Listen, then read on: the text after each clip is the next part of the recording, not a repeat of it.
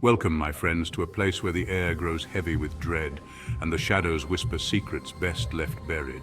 Tonight, we venture into the heart of darkness, into the cold, echoing embrace of the screaming tunnels. We bring you three spine-chilling stories that will make you think twice before entering any tunnel, any underground passage, any place where darkness reigns. So turn down the lights, lock your doors, and prepare yourselves, for you are about to enter the screaming tunnels. Our journey begins on a desolate stretch of highway where a crumbling, forgotten path leads to a maw of darkness known only as the Whispering Tunnel. Locals tell tales of its sinister past, of lives claimed in tragic accidents and forgotten tragedies that stain the very stones of the tunnel. They say that if you listen closely, you can hear them. Whispers carried on the stale air, murmurs of anguish and despair. One fateful night, a group of friends, eager to test their courage against local law, decided to tempt fate. They gathered at the tunnel's entrance, their laughter a fragile defense against the growing disquiet. The darkness seemed to press in on them, a living entity daring them to enter. As they stepped into the tunnel's yawning mouth, the temperature plummeted. A bone-chilling cold settled over them, seeping into their bones, silencing their laughter. The air grew thick, heavy with the weight of unseen eyes, the feeling of being watched. And then, the whispers began. At first they were faint, like the rustling of leaves, a trick of the wind whistling through the tunnel's throat. But slowly they grew louder, clearer, taking on the chilling cadence of human voices. One of the friends, a young woman named Sarah, felt a cold hand brush against her cheek, sending a jolt of terror through her. She spun around, her heart pounding, but there was no one there. Only the whispers swirling around her, closing in. Panic began to grip the group.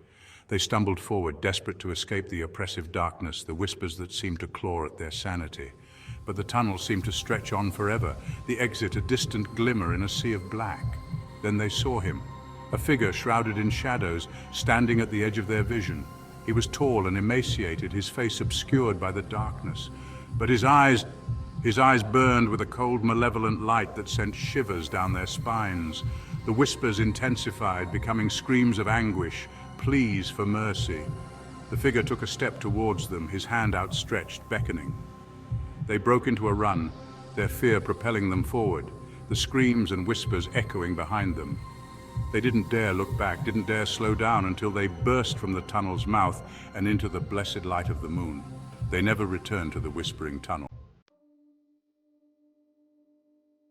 Our next descent takes us beneath the bustling streets of a city that never sleeps, into the subterranean labyrinth of the haunted subway. A place where the ghosts of tragedies past roam freely, their sorrow echoing through the tunnels, seeking solace, seeking revenge. It is said that the subway system, a network of steel and shadows, is haunted by those who breathe their last within its depths. Among the spectral denizens, one spirit stands out, a young woman known only as the Weeping Lady. Her anguished cries are said to be heard echoing through the tunnels late at night, a harbinger of misfortune, a warning to those who dare to enter her domain. Legend has it that the Weeping Lady was once a beautiful young woman named Anya, deeply in love and soon to be married. But fate, it seems, had other plans. One fateful night, as Anya made her way home on the subway, tragedy struck. A group of thugs, their hearts black with malice, boarded the train. Anya, with her innocent beauty and kind eyes, became the target of their cruelty. They tormented her, mocked her, and when she tried to fight back, they ended her life, leaving her lifeless body sprawled on the cold subway floor. Now, they say, Anya's spirit walks the tunnels, forever searching for her lost love, forever weeping for the life stolen from her. Passengers on late-night trains report seeing her fleeting reflection in the windows, her face pale and streaked with tears, her eyes filled with an unbearable sadness. One late night, a young musician named David found himself the sole passenger on a train rumbling through the deepest, darkest tunnels of the subway system. He had heard the stories, of course, but dismissed them as mere urban legends. That is, until he heard it. A soft, mournful sob echoing through the train car. David's blood ran cold. He looked around. But the car was empty. He tried to ignore it, tried to convince himself it was just the sound of the train, but the sobbing continued, growing louder, filled with an unbearable sorrow that seemed to seep into his very soul. And then he saw her, standing at the end of the car, her translucent form shimmering in the dim lights. The weeping lady. Her face was as pale as death, her eyes red-rimmed and filled with an ocean of tears. She stared directly at David, her mournful gaze seeming to pierce his very being. David felt a terror he had never known, a primal fear that threatened to consume him. He wanted to scream, to run, but he was frozen in place, paralyzed by the sheer horror of it all. The train screeched to a halt, plunging the car into darkness. David's heart pounded against his ribs, his breath coming in ragged gasps. He fumbled for his phone, desperate for the comforting glow of its screen, but the battery had died, leaving him in utter darkness. Then, as quickly as it had begun, the sobbing stopped. David never forgot his encounter in the haunted subway. Our final descent takes us deep into the bowels of the earth, into a place where darkness reigns supreme and the air is thick with the dust of forgotten dreams. The abandoned mine, a place where greed and despair fueled a feverish pursuit of riches, leaving behind a legacy of sorrow, anger, and restless spirits seeking retribution. This mine, once a thriving hub of industry, now stands as a chilling testament to the fleeting nature of fortune and the enduring power of darkness. The shafts, once bustling with miners seeking their fortunes, now echo with the whispers of the dead, their anger palpable in the oppressive silence. Locals tell tales of strange lights emanating from the mine shaft, of disembodied voices carried on the wind, of equipment moving on its own, manipulated by unseen hands. They say that the mine is haunted by the spirits of those who lost their lives within its depths, their souls forever bound to the site of their demise. One miner, a grizzled old veteran named Jebediah, spoke of a malevolent entity he called the Driller. He described it as a hulking figure shrouded in shadows, its eyes glowing with an eerie, unnatural light.